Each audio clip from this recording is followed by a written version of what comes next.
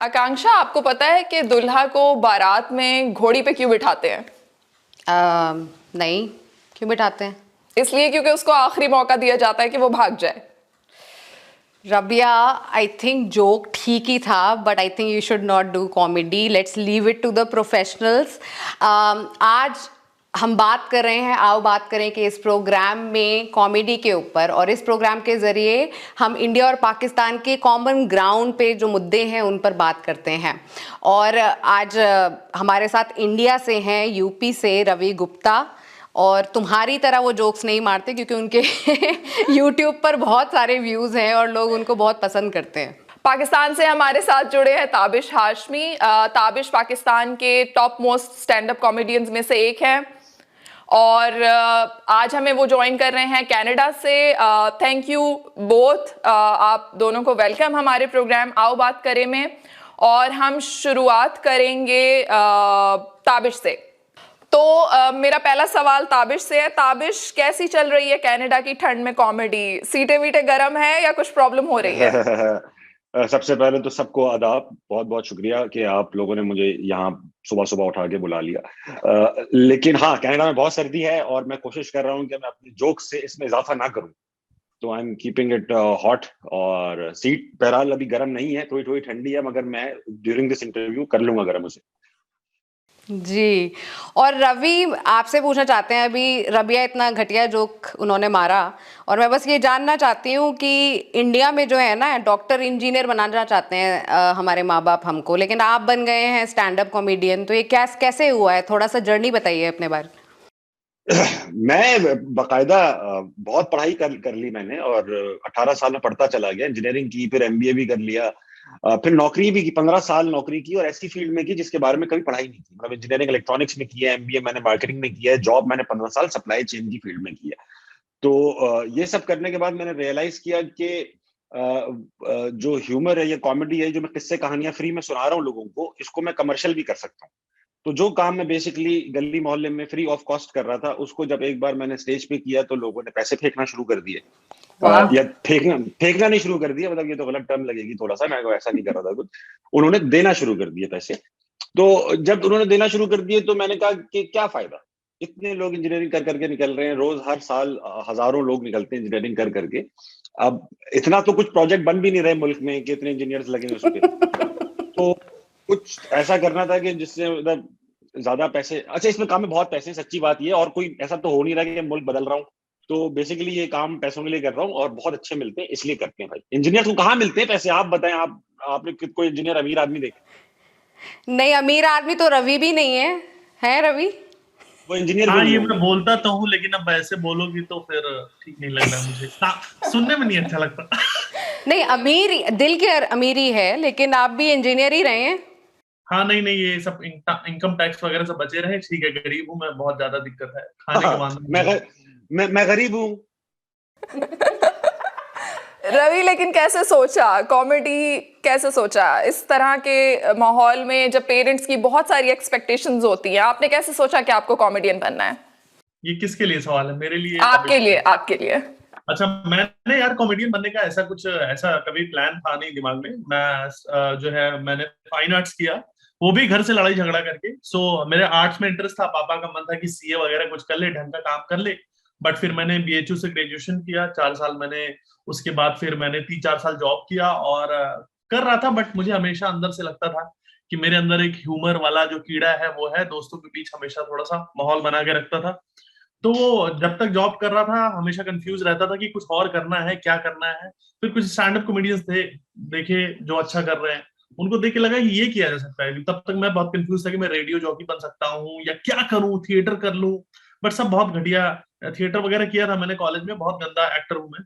तो फिर stand up की तरफ मेरा थोड़ा सा रुख हुआ और फिर मैंने कुछ ओपन माइक्स करने शुरू किए. समहाउ धीरे धीरे पता चलने लगे कि आई एम डूइंग गुड, और फिर धीरे धीरे जर्नी चालू हो गई. और तब तक जॉब मैंने छोड़ी नहीं थी. जॉब अभी मैंने कुछ दिन पहले छोड़ी है. तो घर वालों को भी कोई उनको मतलब नहीं था, लड़का पैसे कमा रहा है, ठीक है, अपनी लाइफ जी रहा है, कोई दिक्कत नहीं.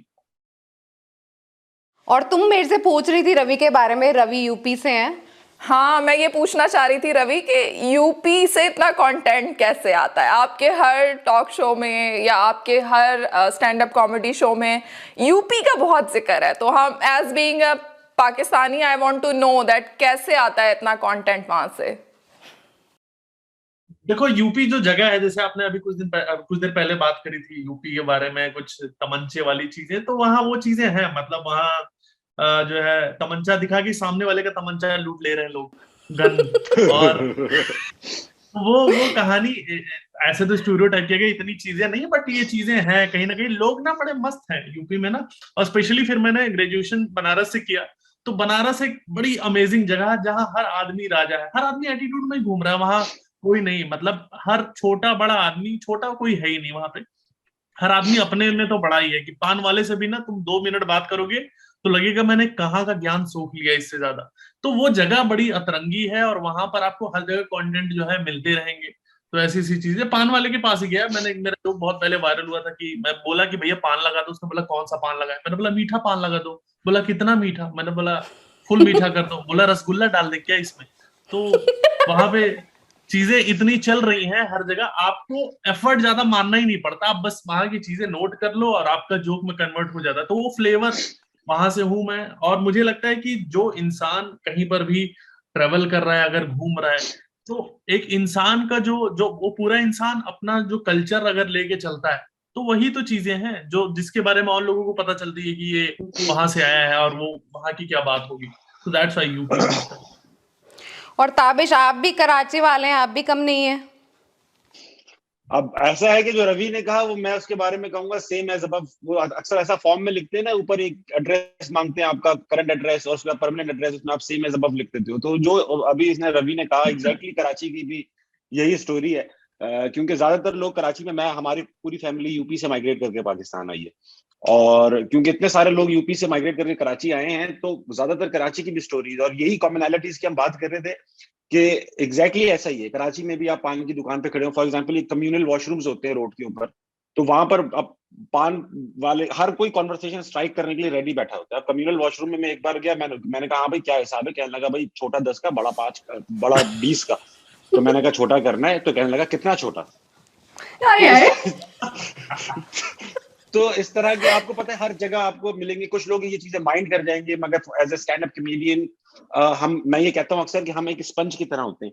हम अपनी सोसाइटी की तमाम चीजें, चाहे वो अच्छी हो बुरी हो, उनको एब्जॉर्ब करते रहते हैं। और क्योंकि हमारा सेंस ऑफ ह्यूमर अच्छा होता है, तो जब हम उसको बाहर निकालते हैं तो अक्सर कॉमेडिक उसमें निकलती हैं बाहर। बहुत दर्दनाक कहानियां होती हैं। हम कौन सा, जैसे वो बता रहा तमंचा देके तमंचा छीन लेते हैं, तो हमारी भी कराची की ऐसी कहानी है कि एक बार हम क्रिकेट खेलने गए, वो गली क्रिकेट होती है ना, तो उसमें वो बैटिंग साइड का अंपायर बनता है हमेशा। तो मैं अंपायर बना हुआ था, तो जो बॉलर आया उसने पहले अपना वॉलेट दिया, अपना मोबाइल दिया। वो अंपायर के पास रखवाते ना सारी चीजें, माँ की हाँ, दुआएं, घर की हाँ। जायदाद। वो अंपायर ने सारी चीजें जमा कर ली, आखिर में उसने मुझे अपनी गन भी दे दी। वो अंपायर गन पकड़ा खड़ा है, सारे सामान। फिर वापसी में जब उसका ओवर हो गया, उसने मुझसे घड़ी ली, अपना मोबाइल लिया, वॉलेट लिया, अपनी गन ली, फिर मेरा मोबाइल लिया, मेरा वॉलेट लिया, फिर चला। तो अब ये सब चीजें हम जब देखते हैं अपने इर्द गिर्द, तो जाहिर बात है। और करें क्या, आप मुझे बताओ, दोनों मुल्कों के जो आम जैसे मेरे जैसे और रवि जैसी शक्ल के लड़के हैं, उनके पास ऑप्शन ही क्या है कॉमेडी करने के अलावा? अच्छा, एक बात और बताएं ताबिश, आप जो शो करते हैं हंसना मना है, उसमें मैंने कितनी बार सुना है आपका एक तकिया कलाम बन गया है कि भाई हैप्पी एंडिंग वाला। ये क्या है हैप्पी एंडिंग? हैप्पी एंडिंग देखे ना भाई, देखे हम इंडियन फिल्में देखकर बड़े हुए हैं, उसमें वो अक्सर फॉर्मूला होता था कि आखिर में एंडिंग हैप्पी होती है। फिर हम थाईलैंड जाने लगे तो हमें पता चला नहीं नहीं, ये फिल्म, इंडियन फिल्मों की हैप्पी एंडिंग अलग है, थाईलैंड में अलग है। अब इसका हुआ ये कराची में परसेप्शन अलग हो गया ना। अब देखिए, हम मैकेनिक के पास जाते हैं हम लोग, तो गाड़ी का जो मैकेनिक होता है उसने भी मेन्यू कार्ड बना रखा है अपना। अब वो कहता है कि भाई फुल वॉश इतने की, हाफ वॉश इतने की, ये इतने का, और आखिर में कहता है हैप्पी एंडिंग। अब मैंने जब वो मेन्यू कार्ड में पढ़ा हैप्पी एंडिंग, मैं परेशान हो गया। मैकेनिक की दुकान पे ये चीज पढ़ने वाली नहीं थी, तो मैंने उसको बुला लिया। मैंने कहा इधर आओ भाई, ये करोगे कैसे? तो कहने लगा अच्छा आपको पता है इंडिया हो पाकिस्तान हो, यहाँ पे मैकेनिक का गुटखा जरूर खाता है। वो आपके यहाँ पता नहीं उसको क्या कहते हैं, मसाला कहते हैं, कुछ कहते हैं, हमारे यहाँ उसको कहते हैं गुटखा, पान गुटखा जो होता है। तो सेम वो हियर। हमेशा यूं यूं यूं यूं रहता है उसका ना। वो गुटखे की जैसे, हमेशा गुटखा खाने वालों की एक खास बात है, इनका सर हमेशा फखर से बुलंद रहता है, यूं रहते रहते।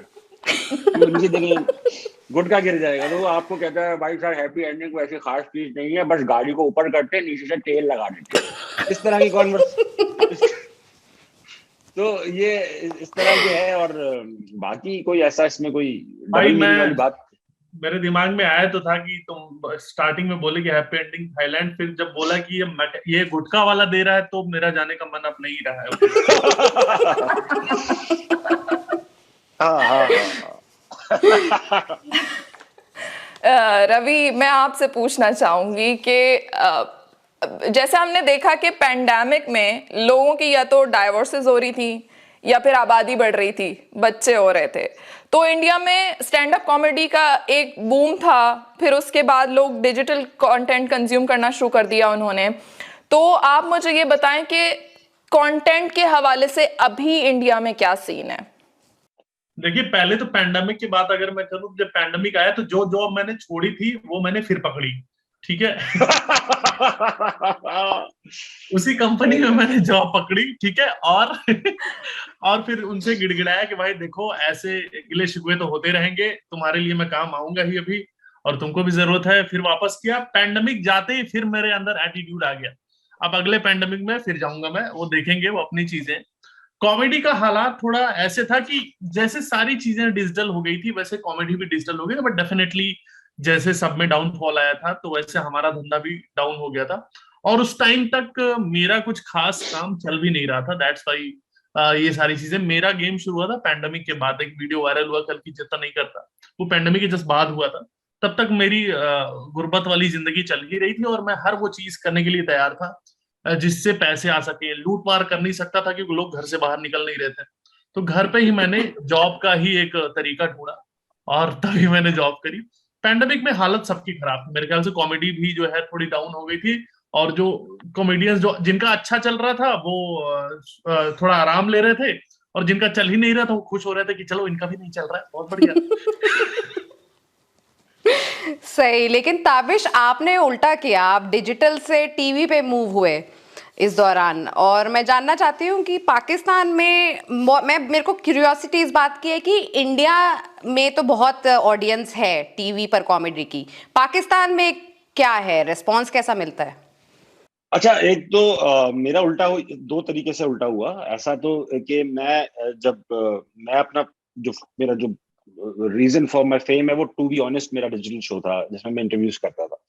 वो मैंने रिकॉर्ड कराए थे 2018 के दिसंबर में लास्ट में बिल्कुल, और फिर मैं कनाडा आ गया था। वो रिलीज ही नहीं हुए। वो अच्छा, मुझे ये पता था कि जिस दिन ये रिलीज होंगे ये कुछ कर देंगे, लेकिन वो रिलीज ही नहीं हुए। उनको रिलीज होते होते 9 महीने लग गए जब मैं कनाडा आ चुका था और मैं यहाँ नौकरी कर रहा था और अपनी जिंदगी में मगन हो चुका था। मतलब ऐसा था कि वो नहीं होता, वो अक्सर फिल्मों में दिखाते हैं कि एक आदमी एक जमाने में बड़ा क्रिकेटर होता है, फिर वो नशे में पड़ जाता है, फिर वो कचरे में पड़ा होता है, और फिर वो रिडेम्पशन का उसका इकबाल टाइप स्टोरी लाइन थी।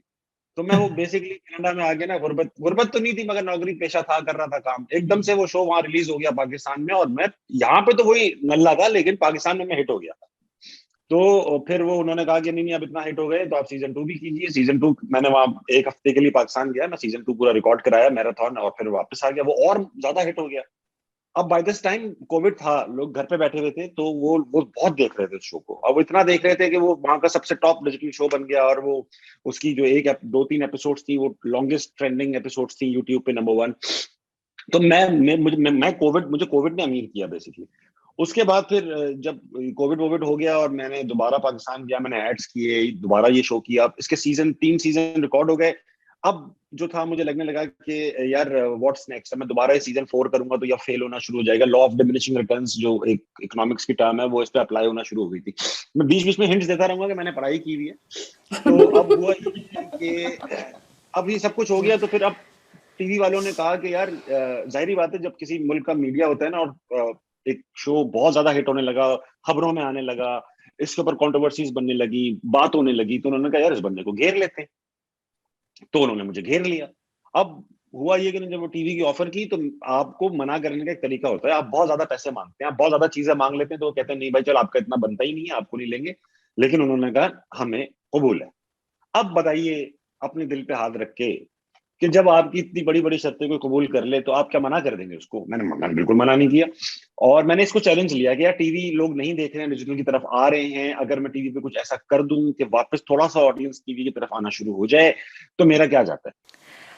रवि, बाउंड्रीज पुश करनी पड़ती हैं जैसा ताबिश ने कहा, तो जब आप अपना कंटेंट प्लान करते हैं, क्योंकि हमारे मुल्कों में ये एक बात है कॉमन कि लोग बुरा मान जाते हैं, उनको वो चीज़ नहीं चाहिए होती है, वो सुनना नहीं चाहते, तो जो चीज़ दिमाग के ऊपर से नहीं गुजरती जैसे ताबिश ने कहा, तो जो समझ में आ जाती है उस पर रिएक्शन भी आता है। आप कहाँ तक अपनी लिमिट स्ट्रेच करते हैं एक कंटेंट या एक टॉपिक को चूज करते हुए?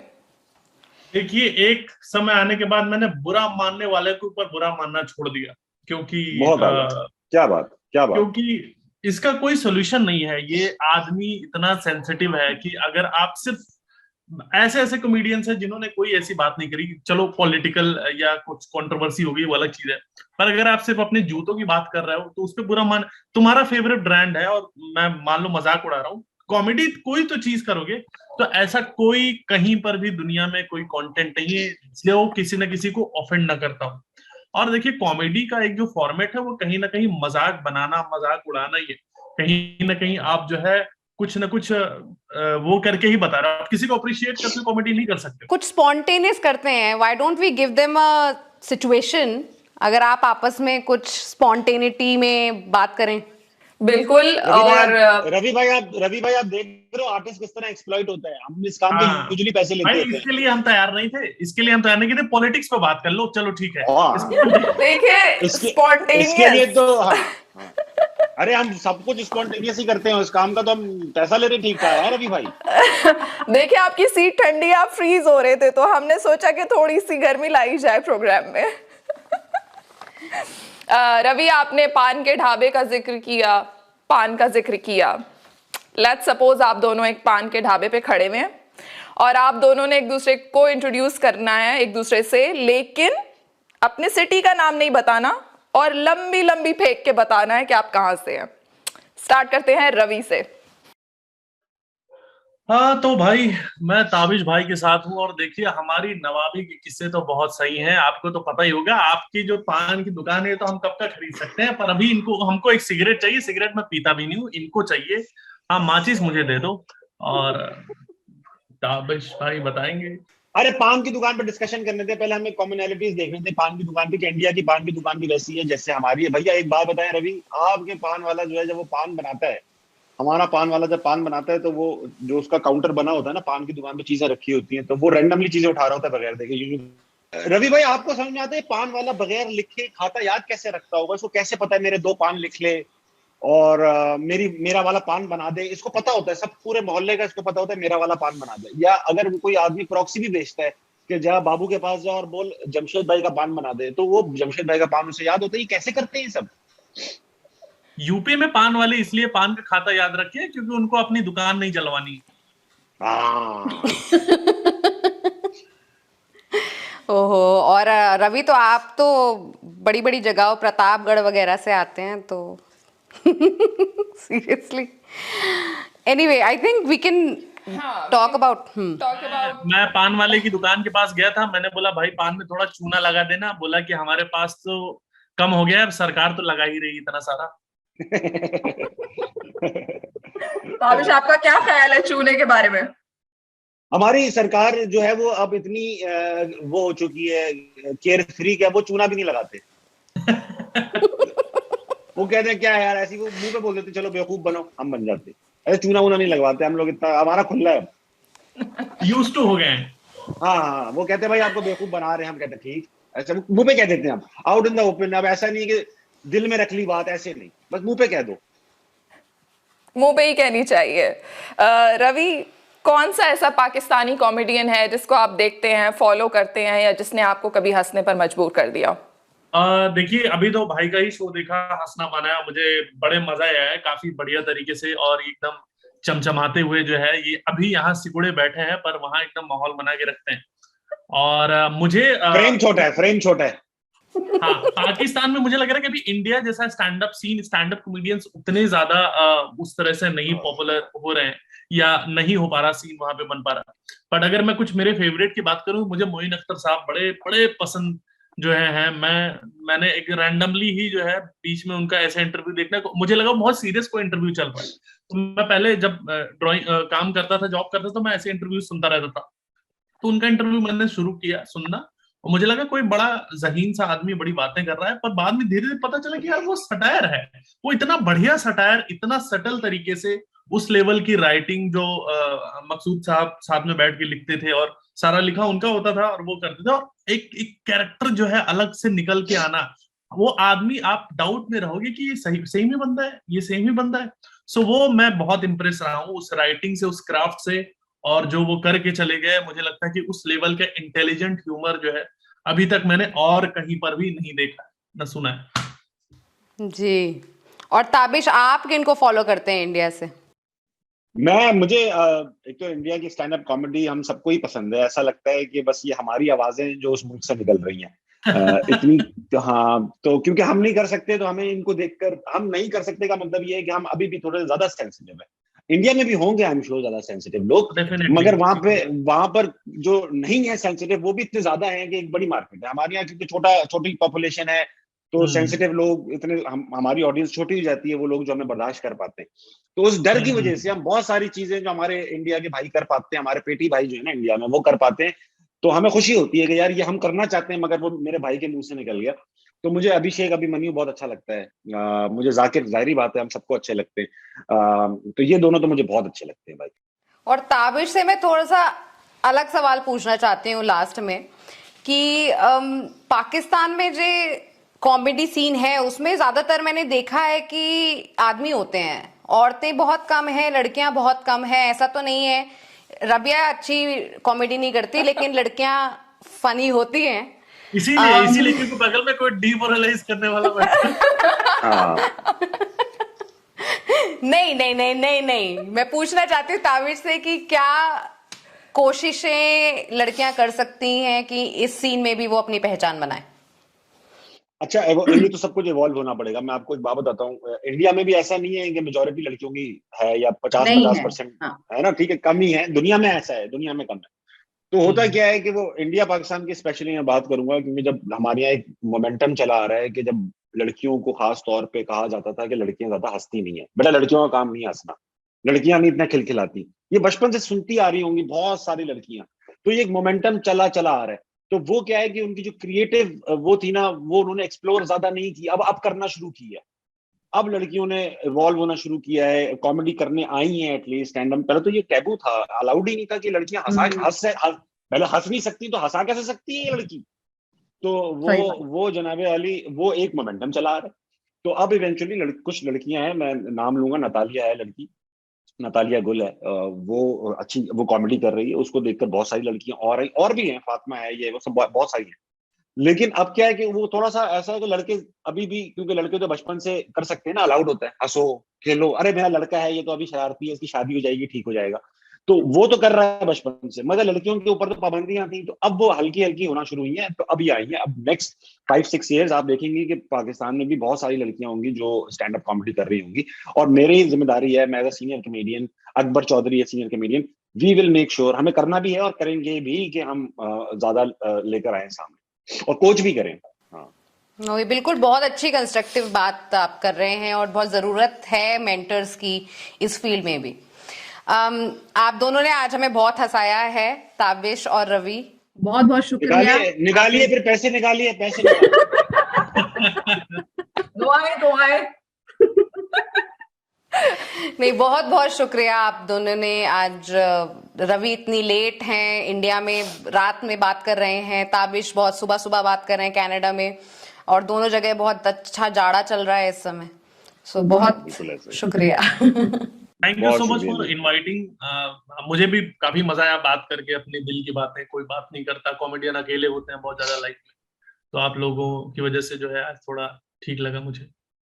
नहीं ऐसा नहीं है, कुछ कॉमेडियन अकेले नहीं होते इतने, मेरे पास मैं अकेला नहीं हूँ भाई, मेरा भाई ये बोलने की बातें होती हैं, ठीक है, अब तुम एकदम अच्छा, मैं ऐसा है हूँ। कि कमेडियन को लुक भी तो देनी होती है कि वैसे मैं बहुत गम में हूँ, ऐसा नहीं है कि मैं बहुत खुश आदमी हूँ, वैसे मैं बहुत गम में हूँ। अभी मैं आपको हंसा रहा हूँ, और मैं, मेरी यही तो ग्रेटनेस है कि मैं खुद मेरे लाइफ के लगे हुए हैं, मगर मैं आपको हंसा रहा हूँ।